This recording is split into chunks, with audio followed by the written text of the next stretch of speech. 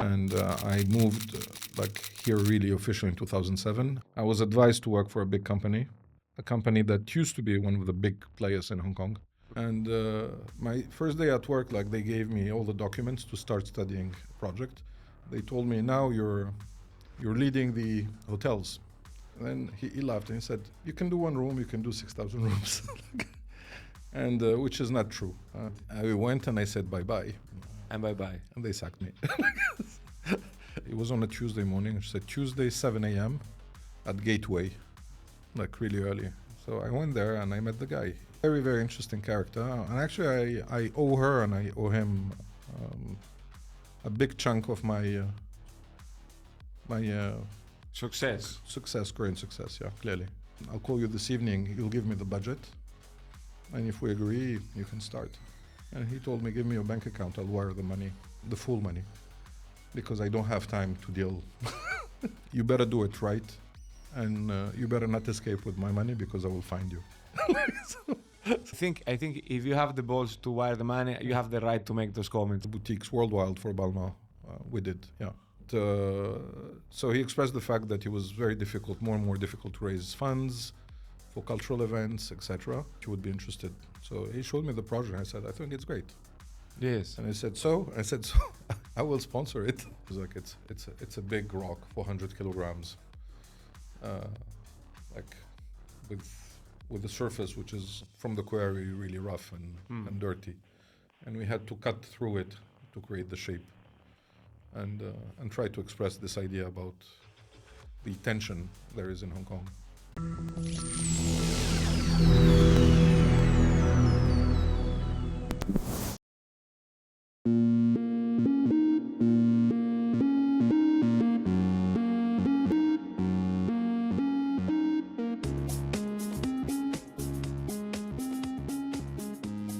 So, Yacine Bensalem, Hong Kong is a very international city, and you are a very international person. Mm-hmm. If I don't remember from our conversation back a few years ago, you are originally from Algeria, but you are French.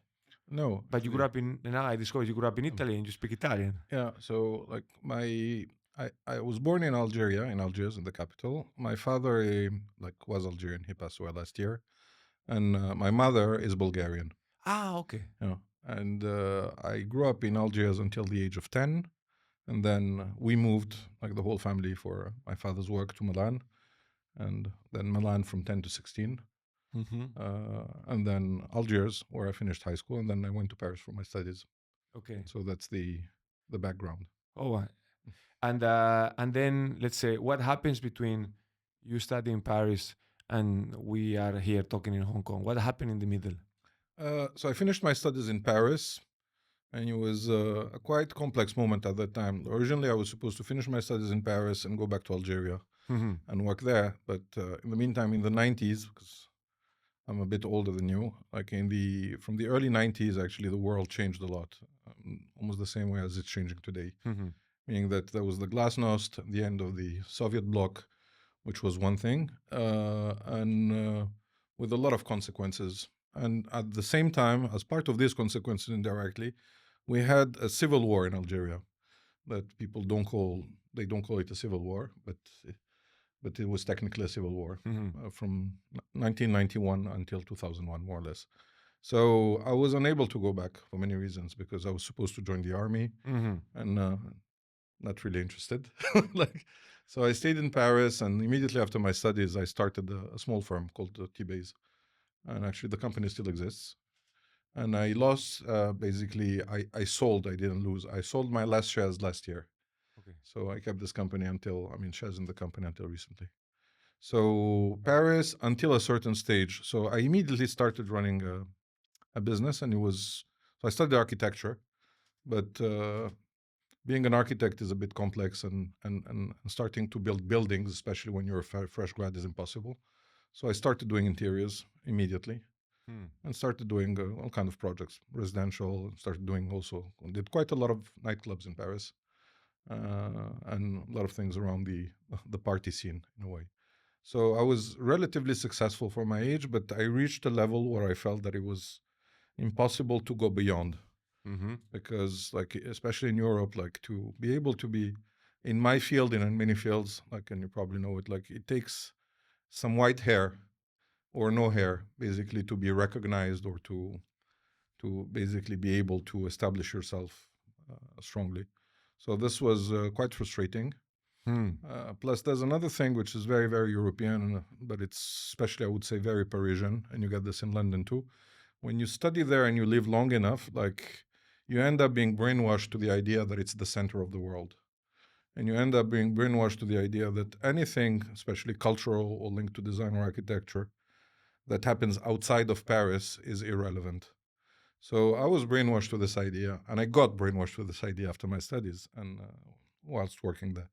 And then one day, like randomly, I happened to come in 2003 to Hong Kong for a trip, and I had like an absolute shock.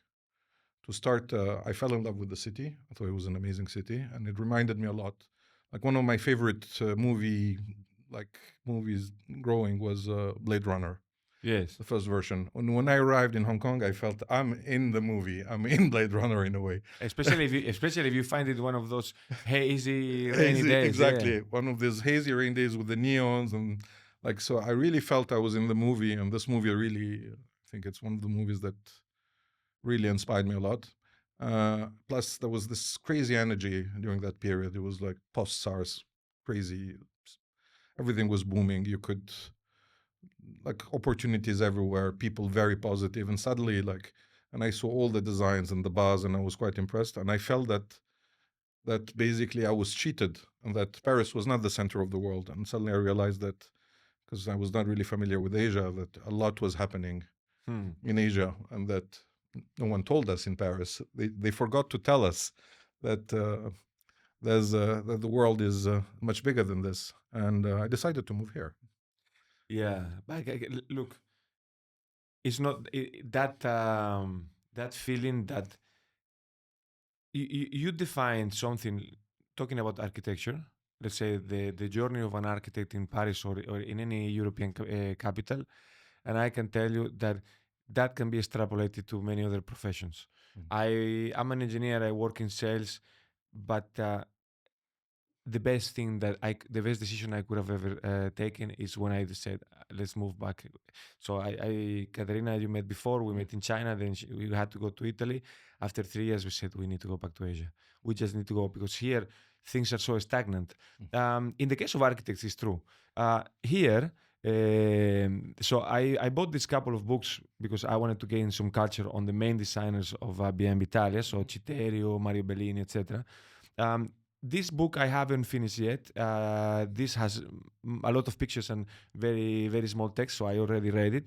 The key thing about Citerio that I didn't know is that Citerio enters into design because when he was young, he couldn't design any buildings. He was not getting any work. So, and it happens with a lot of these big names. Mario Bellini himself, they say, we cannot do buildings, so we start doing furniture. And at least, there were this growing industry. And I think it's a pity because, look, I imagine that you're a big developer. Normally, big developers are run by old people, and old people respect only people their age. But it's a pity because you lose in the middle probably a lot of opportunities. A lot of the diversity is the word I was looking for. When I was preparing this podcast, I was thinking about you. I had the intuition, but this was totally supported by zero evidence, that you were going to be a personality a little bit similar to my friend Hernan Zangelini. I don't know if you know him. I know Hernan quite well. And he came to the podcast and we had a very nice chat. And when you said, I started doing clubs in Paris, I remember his story telling me how he designed the second gay club in Hong Kong. And also, let's say your arrival here, I think he came here a little bit earlier. He was here since 1995. Yeah, he much earlier actually. I stand corrected. No, no. I mean much earlier than you. Yeah. Like Yeah, at least 10 years before. I think. Yes, yeah. He was in Brunei, and then he came here. But he had the same energy, and he was, let's say, captivated by this land of opportunity. And by the way, now people are very pessimistic about Hong Kong, but I think it's just, I think we will wake up one day and things will start rushing again. This is my Like prediction. I have absolutely no doubt about this, and I even don't understand like this pessimism, this ambient pessimism, because like you can't, like basically I don't know why like Europe or the US are allowed to have crisis and they're endemic and they can last for 20, 40 years. Yeah. But like Hong Kong is not even allowed to have like 1 year crisis. Why? And same for China. Like Yeah. China's been booming for the past 40, 50 years. And suddenly like it's not booming as much, but it's still doing well. Just not booming as much. And suddenly like everyone is like trying to bury China and Hong Kong, and like it's very, very bizarre. Probably the media that I was going to say that we consume, that I consume at least, is Western originated. And we are trying to point to the one next to us so people don't look at us, because if there is someone that a place that I'm really worried about is Europe, because Europe is in a very bad, but it's time for Europe to wake up. Yes. And to become Europe, actually. We will see. But in the meantime, let me get back to you. So you come here 2003. You move in right No, away, I don't. or what? I What don't do you move do? in right away because it was like for many, many reasons impossible to move. And anyway, I had my small, little, tiny practice in Paris, and so it took until 2007 to come. And I moved like here really officially in 2007. I've been coming quite a lot to Hong Kong, but like really moved in 2007. And when I moved here, I didn't start a practice. I was advised to work for a big company to understand what's happening. So I joined a company that used to be one of the big players in Hong Kong. Okay. Called RMGM. RMGM. Yeah. Okay. It's a Scottish company. So this was a very interesting full immersion in Hong Kong and full immersion in a Scottish company, which I was not really familiar with the Anglo-Saxon world and culture. So I think after I stayed there for 18 months and then they sacked me. But during these 18 months, I really... It was like a master, like an induction. An induction. It was like I've never worked as much in my life, I think. What was the best and what was the worst of I have never worked for Anglo-Saxon people. What was the best is that it's efficient, and at the end there's a very efficient and hardworking spirit. It was quite big operation in Hong Kong at that time, like 210 people in the office. The biggest project was a project in Macau, and I got involved in that project almost by mistake. They were looking, like at that time, 2007, like Macau was booming, and Hong Kong was like desperate for interior designers and architects. So anyone would find a job, like even someone incompetent. And at that time, like they hired me, and because I had done 2 small hotels in Paris, but like economic hotels, like not very interesting. And my first day at work, like they gave me all the documents to start studying a project. They told me, now you're leading the hotels. And I said, really? I'm leading the hotels? I said, yeah. Okay. I thought that my English was not good enough and that there was a misunderstanding. And I started looking at the document, and suddenly like I see like 1 building, 5 hotels, 6,000 rooms. And then I went to like my direct boss, was actually one of the guys who started 10 Design after, Ross. I went to see him and I said, Ross, hello, I think there is a mistake. And he said, what do you mean a mistake? It says 6,000 rooms. And he said, no, there's no mistake. I'm like, what do you mean there's no mistake? I said, 6,000 rooms. And it says the building is 1.2 million square meters. And then he said, yes. And suddenly, like I panicked and I told him, so if this is correct, I'm not the right person. I can't do it.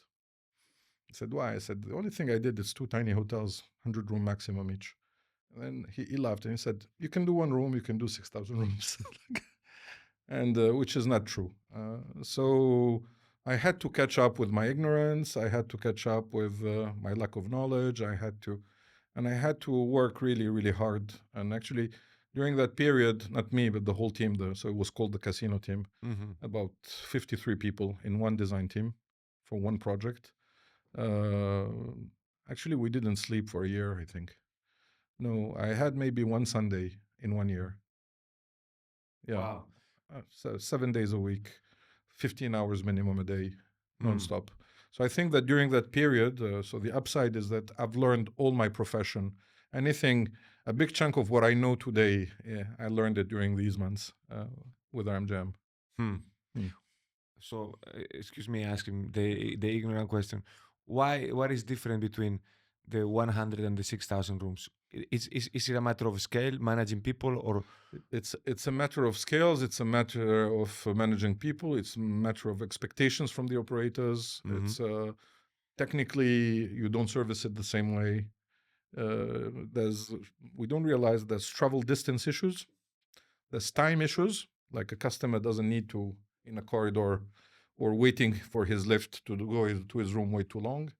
So there's a lot of aspects like this that are to be taken into consideration. Did you I don't know, economy of scale issue? There's yes, a lot of things.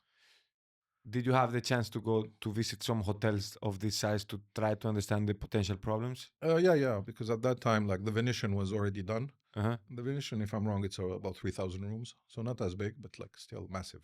Yeah, massive enough to be comparable. yeah. I spend my life in hotels. I mean, my life, 50% of my time I'm traveling, so I'm very sensitive. You start to being a little bit picky and a little bit irritable when you go to hotels if you sleep in hotels very often. And when it is true, when you get to a place and if the corridor is too long and you need to walk for like a minute to get to your room, and then imagine that you wake up in the morning, you went for a client dinner the night before, and then you're a little bit hungover, and you need to go to the next meeting. You go down, and then you realize you forget something in the room. You never go back to the hotel. Yeah, no, but it's like sure. this. It's like this. You never go back. But you managed. You survived. So Yeah, sink or swim. I survived, but then like came 2009, and basically the economy was such that this project was cancelled. So the project was cancelled, and many projects in Hong Kong got cancelled that year. And it was the first time that after SARS that Hong Kong experienced the first recession. So in my case, I didn't get sacked immediately, but they came to me, and it was a quite funny story because they told me, "Look, Yacine, we will have to let go 30% of the people, and but like you're in the list, but we'd like to keep you." I said, good. I said, but if we keep you, you need to go temporarily for a year or two to Dubai. And I said, like, honestly, I'm not interested by Dubai. Like, I came to Hong Kong. I want to stay in Hong Kong. And then they said, well, if you don't want to go to Dubai, we can offer you Mumbai. We said, we have work in Mumbai, we have work in Dubai, so you choose.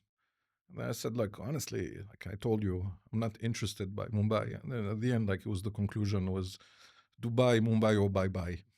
So this is exactly how it went. We went, and I said bye-bye. And bye-bye. And they sacked me. Quite traumatic experience, but good. And that's when you make the decision to go solo? No. So after this, like, it was a complicated period. So after this, I was offered like an opportunity to go into furniture. That's what you were mentioning before. Yeah, and then I was offered a job to head like the contract division for Poltrona Frog Group in Singapore, and I decided to take the job. And it was fun. It was interesting. Totally different. Very different. Yes. So same, 18 months, they sacked me. So that's my longevity in a company. It's 18 months. So okay, so now I'm totally engaged in the story. So and so basically, so now you're in Singapore. No, and when they sacked me, what happened? Like the funny thing is that a few years before in Hong Kong, I met like a group of friends, and among them a girl that was a really good friend, and she was a lawyer. And when they sacked me, I called her and I said, "Look, this is what's happening.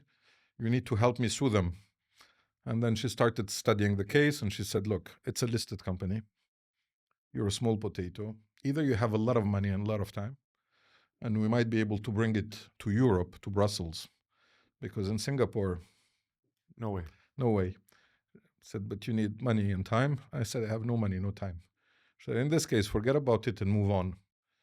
I said, fine. I said, okay, so I'll try to find something. I said, I think I have something for you. Yeah, so and this is how the adventure started. And I said, so what do you have for me? And she said, look, as a lawyer, I'm advising a company in fashion called Balmain. Mm-hmm. And at that time, the idea I had of Balmain was the Pierre Balmain, lousy, how it became Yes. before it was taken over by Alain Yvelin at that time. I said, well, but not very good company. She said, no, like, believe me, Balmain is booming now. And it's going to become one of the really big names soon, re-become one of the big names. And the owner is coming to Hong Kong soon. And he asked me to recommend an architect. I said, really? To do what? To do the Asia Pacific head offices in Hong Kong. So this is how it started. And basically I said, sure. And she told me he's quite unpredictable. Take a flight, book a hotel room, and wait, because he's coming. I don't know when, but as soon as he's here, I'll give you a buzz. And it's next week. Okay. So I went to Hong Kong, and she called me and she said, so I remember it was on a Tuesday morning. She said, Tuesday, 7 a.m.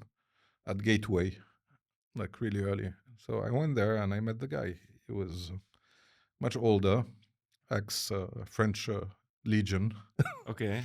A very, very interesting character. And actually, I owe her and I owe him a big chunk of my Success. success, growing success. Yeah, clearly. Because I met him and we had a chat very direct. I came with my portfolio like a student. Mm-hmm. He told me, I'm not interested by your portfolio. I'm interested by you. I said, yeah, but you need to see what I do. And he said, like, these things can be forged by anyone. And I have no way to verify if you did any of them. I said, but I'm interested by the person. So we had coffee, and at the end, he said, I think you can do it. And I said, okay. Went to visit the premises. So it was in Gateway, one of the towers. And and he told me, like, you have 4 months. I'll call you this evening. You'll give me the budget. And if we agree, you can start. So the same evening, I called him and I said, this much. And he said, how much for construction? I said, I anticipate this much.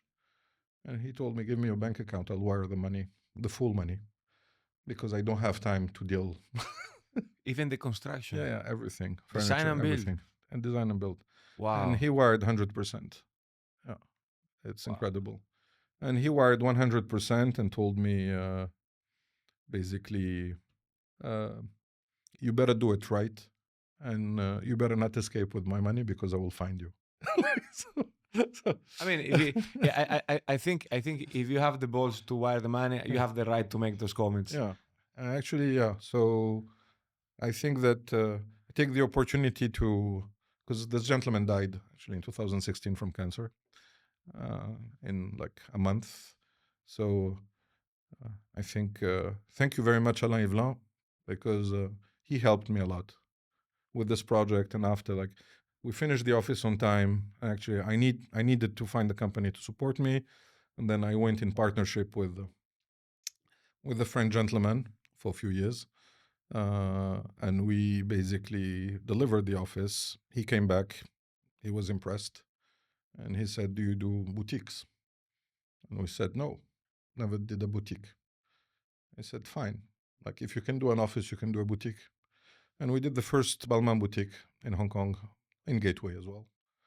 And then this was in 2011. From 2011 until 2000, until he passed away, 2015, mid 2015, almost all the projects, the boutiques worldwide for Balmain, we did. Yeah, You did. yeah. Amazing. And he wanted to relaunch Pierre Balmain, the brand, and same did the global concept, started doing the boutiques. We did even a boutique in Marrakesh. Tell you, like, really. Yes. Yeah, we did London. The only boutiques that we didn't do the main boutique in Paris, because this was already designed. It was designed by Joseph Diron. And Joseph Diron is now one of the biggest names in the interior design industry and architecture. So except that one and a boutique in London, until that date, we did everything. Yeah. Amazing. So, and plus he introduced us to other clients and friends, and through him, like we really had a lot of work. And what's interesting is that Letitia, so this friend who introduced me, like he hired her and she became his CEO. Mm-hmm. And she made a beautiful career in fashion after. She's not a lawyer anymore. Now she is the CEO global of Le Maire, which is a very, very, one of the best fashion houses in Paris, like among the niche and really good design. So it was, the adventure started like this in 2011.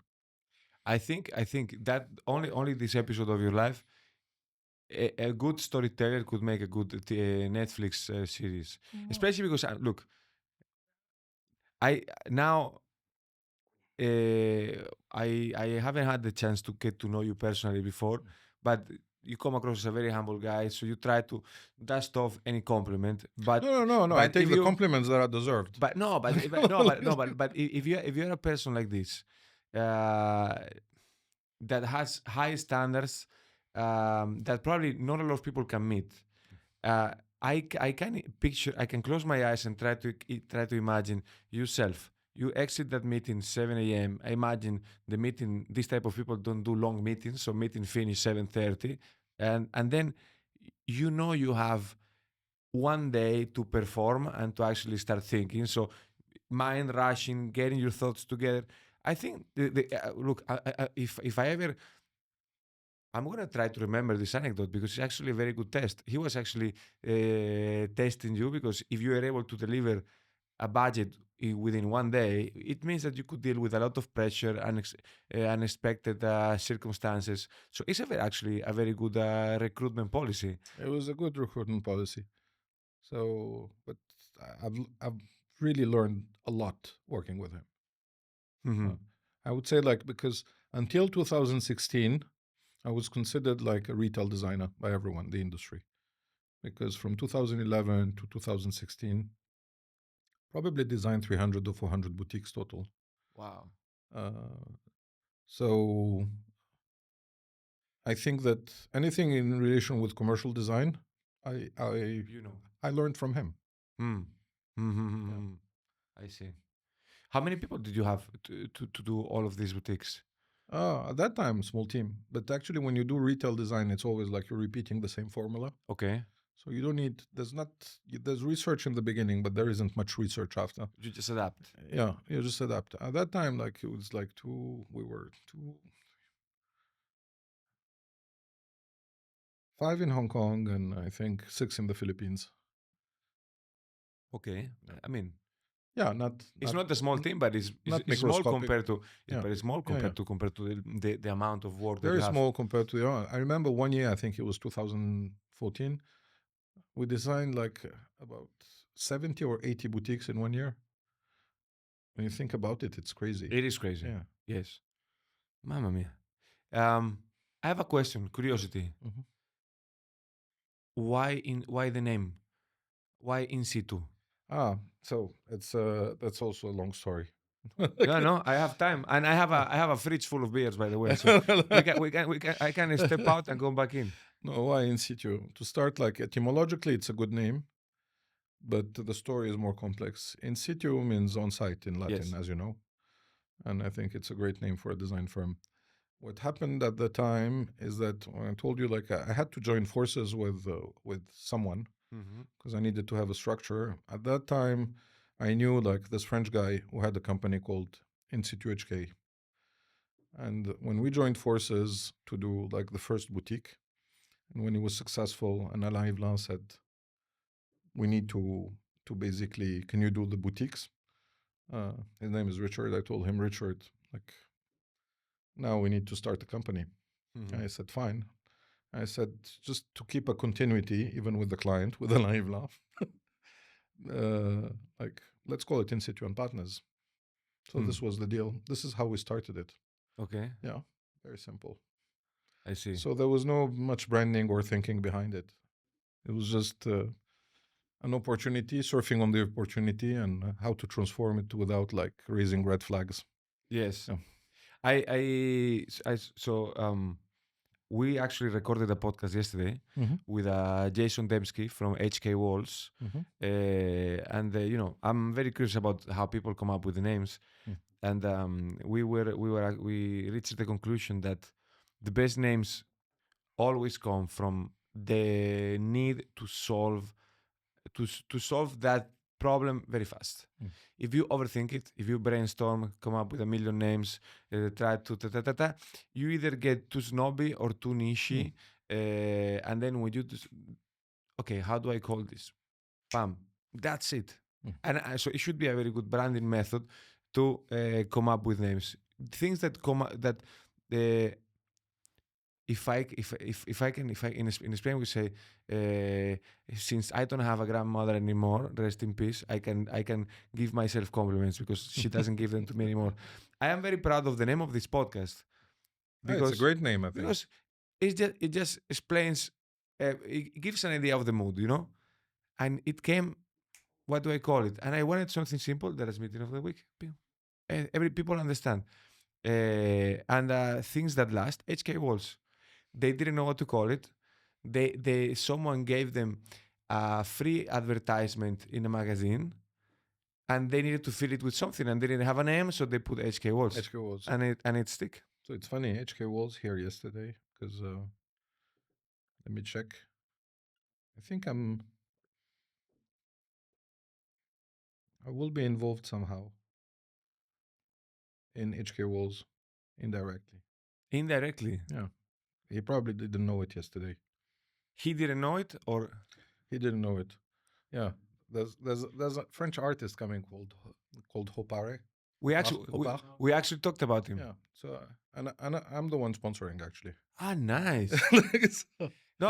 Actually, we were talking about him I was yesterday. just checking if it's confirmed. Yeah. So I'm sponsoring. Yeah, no, we spoke. It's going to be published on air, so I hope it is confirmed. Yeah, no, No, and I think it's quite advanced from. I think so. they're doing tests, I think, already At PMQ at and PMQ. hanging. Yeah. Yeah. So, That's yeah. nice. So how did you get to sponsor that? That's interesting. Like, so I'm very close to the Alliance Française, Yes. uh, simply because I redesigned. It's not on the website. We don't show it much, but we redesigned their main building in Jordan Mm-hmm. fully. It's quite big. I think 4 stories, and we refreshed it entirely. And ever since, like, I became quite close to the head of Alliance Française, Jean-Sébastien Atier. Mm-hmm. And like a couple of years ago with COVID and all the issues, like he complained about the fact that a lot of people involved in culture or like French companies or francophone, because like company is not French but considered as French by many for a few reasons. In a way, I'm not technically French, but my wife is French, Mm-hmm. and I'm of French culture, so I'm quite. I think I'm probably more French than many other things that constitute me. But so he expressed the fact that it was very difficult, more and more difficult to raise funds for cultural events, etc. And I told him that if there is something that would be like of interest or connected to what we do or to my sensibility, something that I like, yeah, that I wouldn't mind like sponsoring within a certain budget, something that Yeah. the company can afford.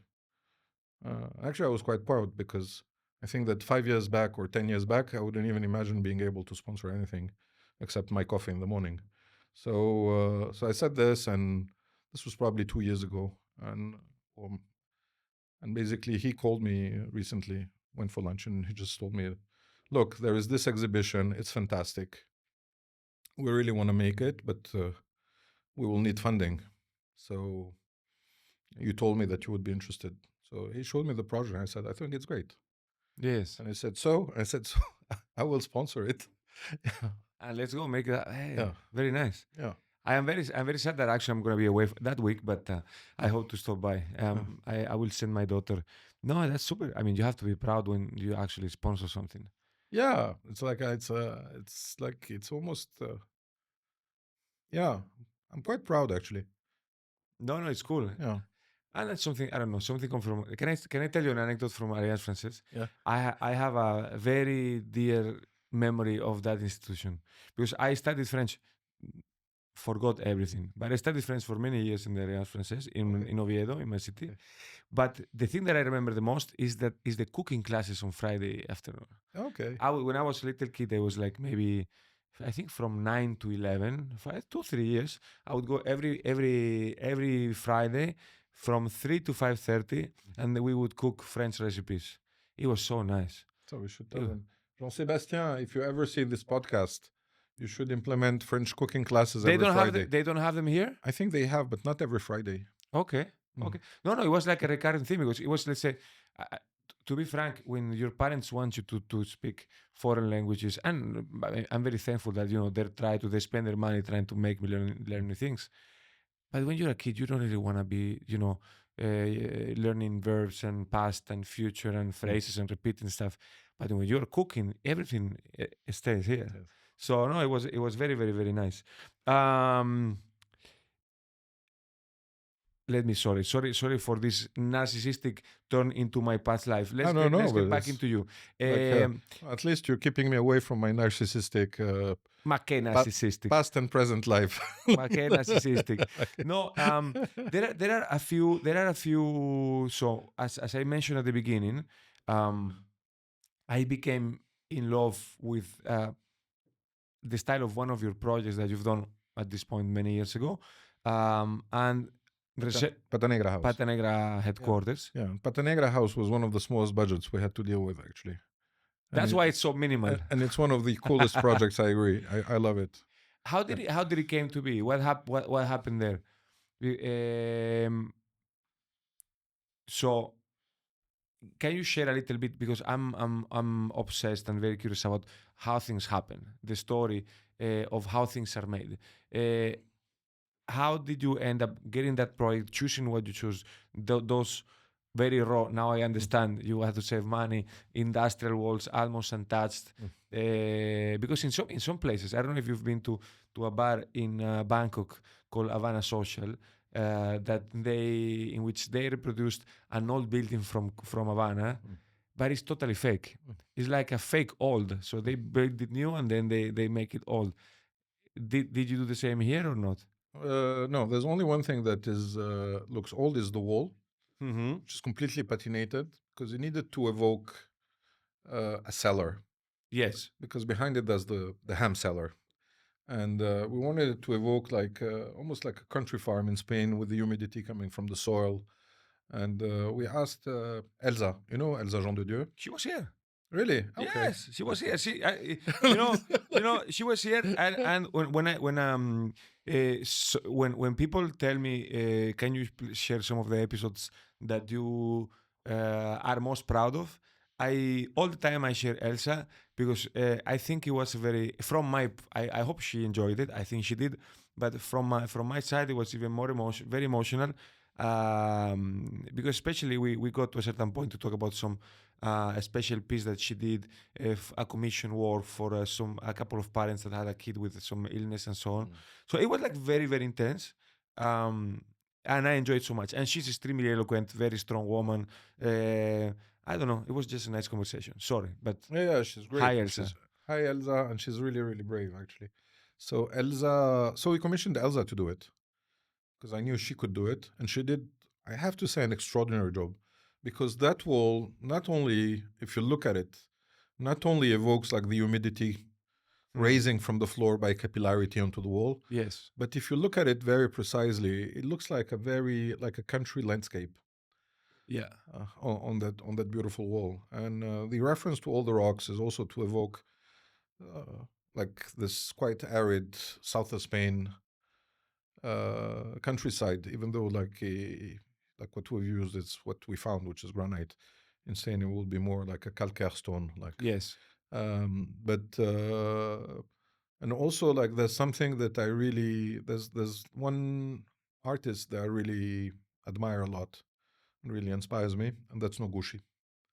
Mm-hmm. But Noguchi, like everyone knows him because of the glass table with the three legs. But his sculptural work around rocks. And if someone has the opportunity to go to New York, guys, don't miss the Noguchi Museum. It's amazing. And it's not that visited because it's in the Bronx, and a lot of people don't even know about Noguchi. So, like, the work, it's a bit like it's a tribute to Noguchi in a way, with this minimalism and the rocks here and there. And actually, I wonder why in Hong Kong they never did an exhibition, Noguchi exhibition. Probably because, like, the transportation of the rocks would be so expensive, Yes. shipping them over. But so it was, yeah, a bit of a tribute to Noguchi in a way, and a tribute to the Mediterranean, to the southern France, in a very minimal fashion. But we've also added, because each time we do a project, I try to insufflate a bit of all the layers of the city and even the layers that are constitute me in a way. Yes. So there's, if you look at it, there is a layer of Chineseness too.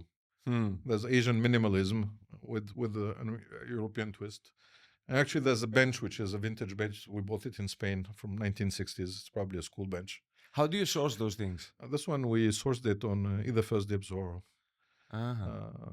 was it? I think it was First Dibs. I have the feeling when you're describing this work, you're making a lot of references that are very important to you.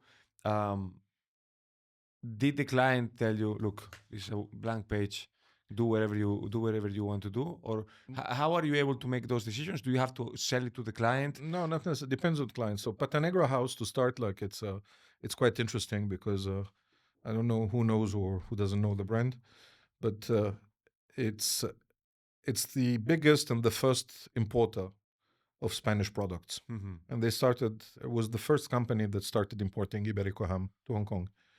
And they started around 2003. Okay. And the guy who started this is a French guy, Sébastien Blondeau, who happens to be a good friend of mine. And Sébastien, like, his father has a beautiful farm in Andalusia. Okay. And it was designed by India Mahdavi. So, like, beautiful thing. Sébastien, like, he started this business and he sold it. And when he sold it to a gentleman called Daniel. He's from Hong Kong, and he's really passionate about good food and products.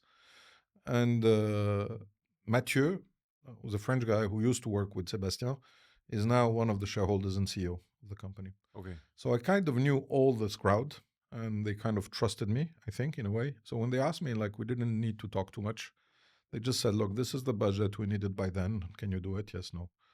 And we came up with the concept, and they really love it. And it's a very successful venue. No, I've never been. I really would like to go. But you know, they do private dinners. So you can go there with friends, 20 people, and there's a chef cooking for you. And how much do you normally pay for that? Apart, because I'm still a young guy. No, father of two. No, it's very, very reasonable. Okay. I don't know how much now, but like during COVID, it was only 700 per head. That's doable. Yeah, for a great experience, like with wine tasting and all kind of Spanish cheese and cold cuts, and then it's Let's actually. I'm gonna put here the private dinner. I take notes and then I take them home. So let me ask you. we can go together, can organize. 100%. We have a big group. We invite only nice people. We have a deal. Done. My only condition is that David comes with me. No, that he cooks. Very nice, very nice. Let me ask you a very podcasty question. Yeah. But it actually is for me is quite relevant. When you are facing a project, what do you enjoy most? When like in this situation, you know everyone, you have a budget, you have a deadline, carte blanche, you go, or when you have restrictions. It's never carte blanche. or when you have a lot of restrictions. For example, another one of the projects that I have seen more covered in media, especially because AD did a feature, the apartment in Paris, and then they published in Italy, in France, in many editions. So you did a good research. No, I like. No, again, out of respect, I like to actually spend a little bit of time in trying to come up with. Yeah, this was another milestone actually, being published in AD. Actually, like I think we've had at least maybe 15 or 20 publications on AD. Yeah, Nice. between this and other project and other things. So for me, that was a milestone. When once You you tick had the an box. once you had an article in AD, you're good. You're fine. So, but this point in particular, so I was actually, I'm very happy that I came to this information because then I went to your Instagram, and by the way, compliments to whoever does your Instagram because it's very educational. They put nice text that make you learn new things. Um, I knew that in Paris there are, I think, it's 60% of the buildings follow the Haussmann Osman, yeah. guidelines. Hmm. I didn't know that there were guidelines for the interiors as well. Yeah, of course. There is this, let's say, um, this description of this amazing apartment with a very nice library. I am a sucker for libraries, and they say, there was a modernization of the project. I think I remember the exact phrase, respecting the Haussmannian codes, proportions, and now I'm missing one word, but you know what I mean. Number one, I don't want you to give me a masterclass here, but I'm very curious on what those things are, what those restrictions are. And number two, do you enjoy more working with restrictions like this, or when you can, let's say, be a little bit of freestyle? I think restrictions. Me too. It's I think restrictions are nice. it's more interesting, and actually, it's easier. I think so Yeah, too. because like full freedom is like basically it's like writing a book. It's a blank page, and you need to write a book. It's very tough, very difficult. Yes. Yeah, restrictions and overcoming the restrictions. Like that's great. So Great satisfaction. how restrictive are these rules? And let's say, do people choose to follow them because they want to, or because there is a certain, let's say, even expectation among people to respect those things? So to start, I'll tell you one thing about this apartment that it's quite important. This apartment, when our client bought it, used to belong to quite a celebrity football player. Okay. So with all due respect for football players, uh, he didn't choose a really good designer. So they had demolished all the Haussmannian footprint Okay. and all the decorum, everything. And it's something that was really horrible. We still have the pictures. Trying to be modern, but cheesy with neons, blue, red. No. Like really, really terrible. Looked like a KTV, like karaoke room. So what I mean is that we didn't even modernize. We came in, even the windows had been replaced by PVC windows with double glazing. And so our mission was basically to gut everything away, to bring it back to bare shell and rebuild it in a Haussmannian fashion, Okay. but with a modern touch. So the biggest compliment we received is, what did you do? You only picked the furniture. So for me, that's the best compliment, which means that we really respected the codes. Yes. Because even people who are from Paris thought that we didn't do anything in it. Okay. Fair enough. Fair enough. It's nice. I envy a lot the people living in there. Did you know? This is gonna be. I hope my new boss appreciates this. Did you know that Max Salto? Do you know Mhm. what's the, let's say, philosophy definition? The definition of the philosophy of Max Salto. No. They're trying to create furniture inspired by a bourgeois Parisian apartment. Okay. Let's say, so the Max Salto catalog is meant to go inside an apartment that follows Haussmannian rules, which I think is very cool. Yeah. I learned this by like a few weeks ago, and when I came through this, I got captivated. I mean, the corridor is amazing. Again, the library is The super. library is stunning, and it's what's interesting is that it's a Haussmannian apartment, but because of COVID and many, many things, because we built it in the middle of COVID, so we didn't even get to go there during construction, just at the end. When we started like launching the tender through a local partner in Paris, most Parisian firms, the upmarket fit out contractors, are like, oh, we're too busy in a year, in 6 months, no time for you guys, basically. Or like when we were like just suggesting the budget, they would tell us, oh, too poor, basically. Budget was quite impressive, but still. So there was like this attitude given to us, which is very typical, that I know quite well. So we went to Italy. So all the contractors and all the subcontractors are from Brianza, basically. Okay.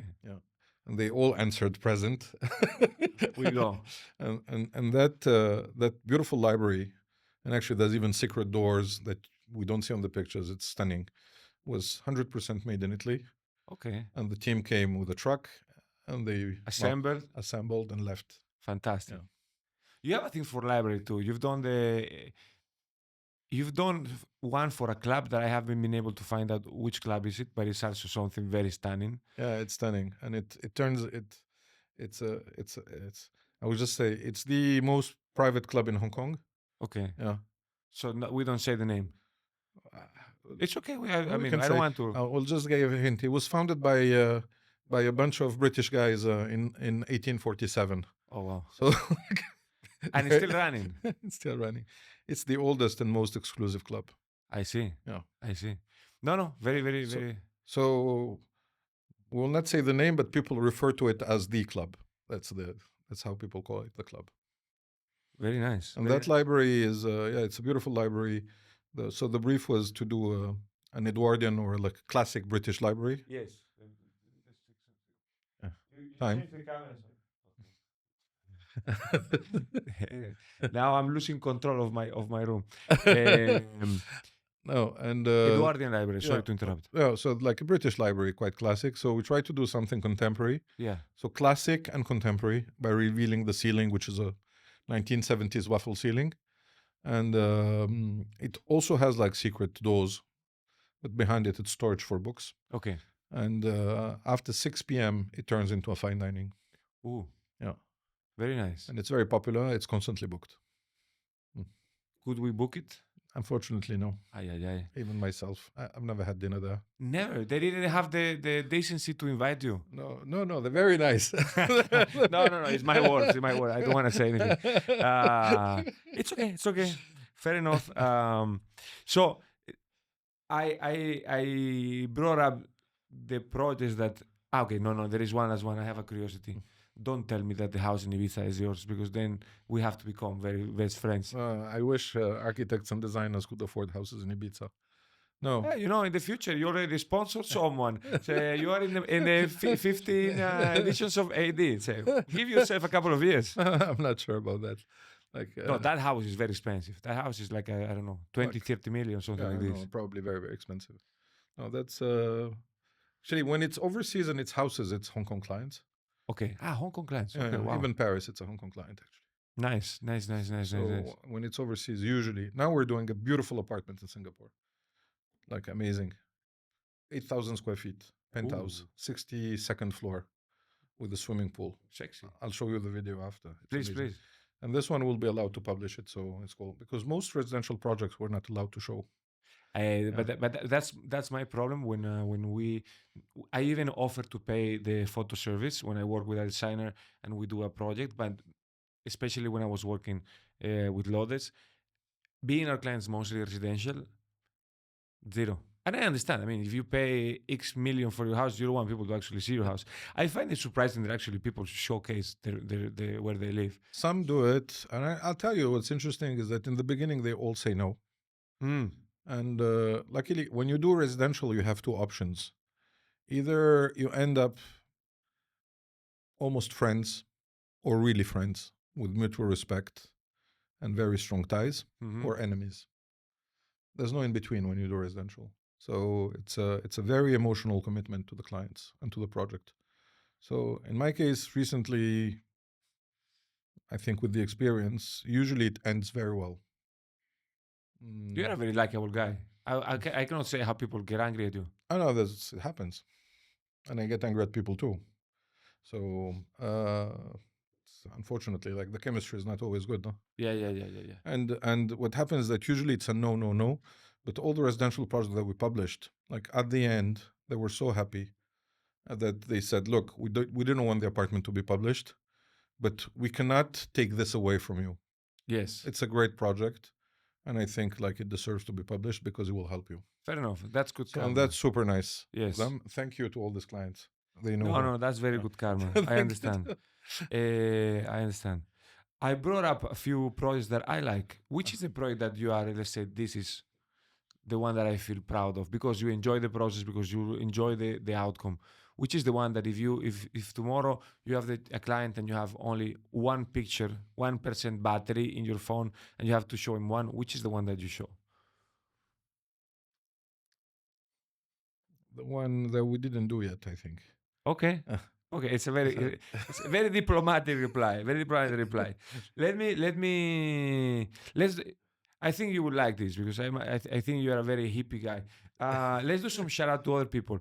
Which are the projects that you like from other designers, other some colleagues of yours? Where, globally or in Hong Kong? But we can say Hong Kong because then I can go and check it out. But one globally and one Hong Kong. So Hong Kong, if we start, I really love Upper House by Andre Fu. I agree. I think it's a great project, amazing. Yes. Yeah, like I really love this project. I really Are you friends with him? no, I don't know him. Because he told me he was going to come to the podcast. We are trying to find a way. No, I don't know him, but I hear only good things about him. Me too. Yeah, as a person. So, and I really love this project. There, he had the chance to do it. He was quite young, and he did a great job. So this one, the other project, there's a project that I really love that unfortunately doesn't exist anymore. It was Roda. Roda. Yeah, it was a restaurant by Joyce Wang in Saimpun. Unfortunately, it didn't last, and it was really, really interesting because it was essential, simple, rough, efficient. So that one, that was nice. Yeah, was I think really quite impactful. Other than this, one global out of Hong Kong. In the meantime, what do you think about it? I want to there's make probably a few others actually in Hong Kong too, but yes. But the ones that come to mind when you ask me like this, it's these two. No. You know, have you ever been to the new Dusitani in Bangkok? No. The refurbishment? No, I saw the pictures and it looks great. We did a podcast with Joy, the GM of Dusitani, and we flew to Bangkok, and I stayed a couple of days because and Andre Fu did an amazing job. I think both the architects and Andre Fu. If you ever have the chance to go to Bangkok, take a look. I go quite often, and I should I'll check it out. There was this the Benjaron restaurant of the old one, the iconic restaurant that had a huge column painted in the middle of the restaurant. And they demolished the hotel, but before they took the columns and then they placed them back in the lobby. And it's fantastic. It's a very nice work of keeping the old inspiration, but with a new, very this kind, soft Andre Fu design. It's super. It's super. I hello Joy. It was a very nice experience. I have a curiosity. There's one thing I didn't understand. So inverse tension. What is this project? How does this come about? So there's two of them actually. There's a 1 and 2. So during COVID, which year was this? I think in 2022, probably. Like I received an email from the Hong Kong, the Hong Kong Interior Design Association. They said we have this event at Taekwon, and we've shortlisted a few designers, and we would like you basically to exhibit something. Yeah. And you made it for the exhibition? Yeah, I said yes. So we made the first one for the exhibition, and it was in Taekwon, and there was conferences, and it was quite interesting. Especially that during that period where Hong Kong was a bit closed, it was good to have some positive energy like this. So we did it, and it was exhibited there for the first time. And unfortunately, we didn't know where to put it. So, and that one actually, we did it. We didn't use a rock. We didn't have the money. We had a really small budget, and again, Elsa really nicely did the patina on it to make it look concrete and to support the narrative behind it. Yeah, so it started like this. And quite recently, there's a gallery called La Galerie, and they do mainly photography, but not only. They plus people organizing the Business of Design Week in December, who told me it would be nice if you could exhibit something for the Business of Design Week. And in the beginning, I said no, and then when the people from La Galerie said, "Look, it would be nice, really, if you could do something," I said yes. So basically, I did the inverse tension number 2, which is the proper one.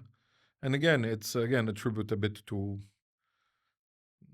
Noguchi in a way, because it's a big rock, 400 kilograms, like with the surface which is from the quarry really rough and dirty, and we had to cut through it to create the shape and try to express this idea about the tension there is in Hong Kong, the contrast and the tension in Hong Kong. Very nice. Where is it kept now?